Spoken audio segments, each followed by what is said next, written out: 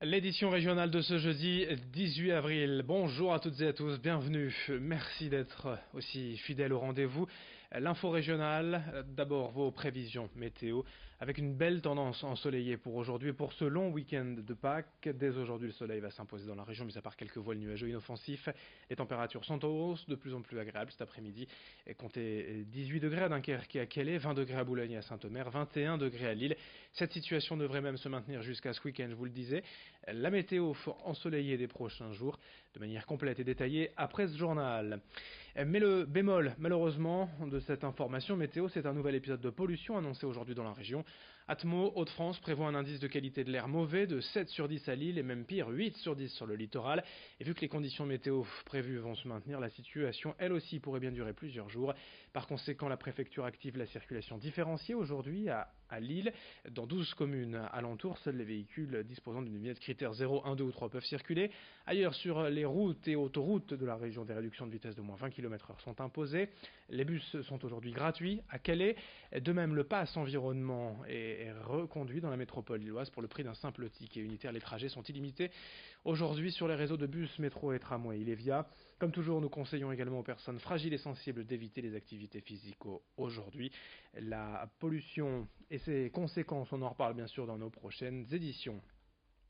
Puisque l'on parle de santé tout de suite, on enchaîne avec un débat qui déchire la médecine depuis des années. L'homéopathie et surtout son remboursement par la sécurité sociale. Dernièrement, 124 professionnels de santé ont signé une tribune pour demander à cesser le remboursement des médicaments homéopathiques. Le syndicat des médecins homéopathes a porté l'affaire devant le Conseil de l'Ordre. Certains politiques s'en sont mêlés, notamment Xavier Bertrand. Ancien ministre de la Santé, le président du Conseil régional des Hauts-de-France a exprimé son soutien à l'homéopathie et à son remboursement. Une prise de position qui ne plaît pas forcément à Mathieu Calafiore, médecin dans la région, l'un des 124 signataires de la tribune. On écoute, Vincent Vieillard l'a rencontré pour nous. L'homéopathie est mise en avant sous un prétexte de traitement naturel, hors laboratoire pharmaceutique. En fait, il y a une défiance vis-à-vis de la médecine et c'est ça qu'on veut mettre en avant, nous, quand on avait signé cette tribune il y a un an. La défiance envers la médecine va amener à ce qu'on observe, les problèmes des vaccinations, par exemple. Les patients refusent d'être vaccinés et on a ces problèmes de rougeole qui ressurgissent.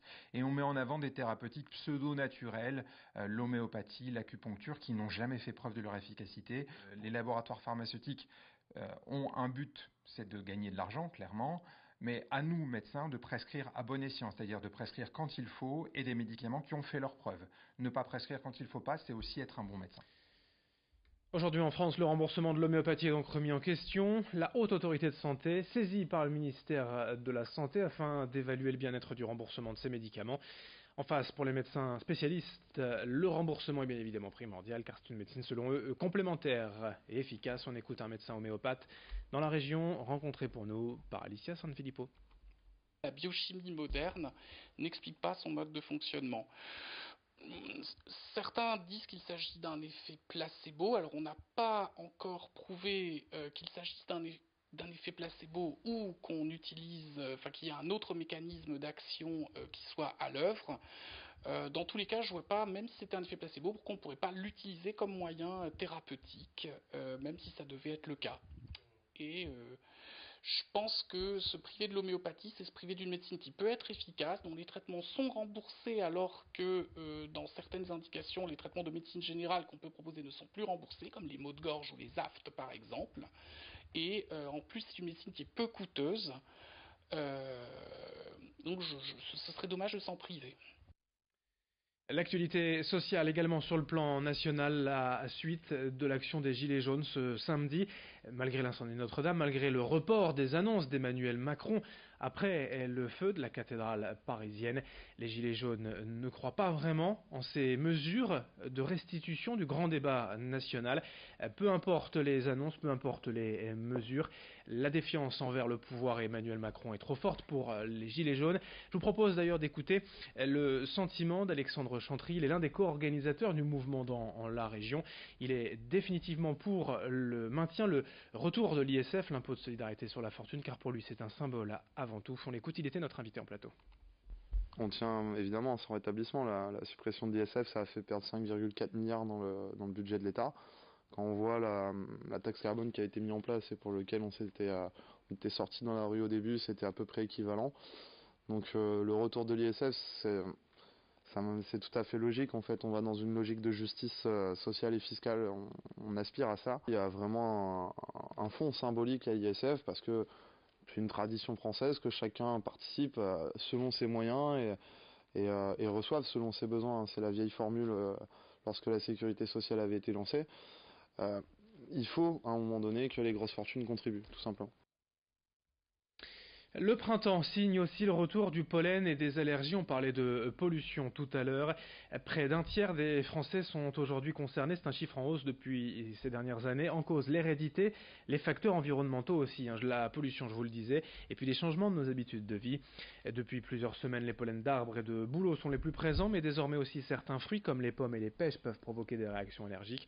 Car ils comportent la même protéine contenue dans le pollen d'arbre. Dans quelques semaines, ce seront au tour des graminées de faire leur apparition. Autant de raisons de se prémunir et d'interroger une allergologue, comme l'a fait pour nous Céline Huret. C'est une particularité. Certains pollens, notamment les pollens d'arbres, c'est bien connu, et plus spécifiquement les bouleaux, les bétulacées, puisque ça a été le modèle qui a permis de décrire ce type de réaction. Eh bien, ces pollens d'arbres contiennent des protéines, avec des fractions de ces protéines que l'on retrouve dans certains aliments. Et ça va expliquer ce qu'on appelle des réactions croisées, à savoir l'organisme, au moment des pollens, va réagir vis-à-vis des pollens d'arbres et donner une rhinoconjonctivite, mais toute l'année, quand on va manger certains fruits comme les pommes, les pêches, les fruits à noyaux, les noisettes fraîches, le patient va avoir un syndrome, ce qu'on appelle endobuccal, donc dans la bouche ça va piquer, gonfler, gratter.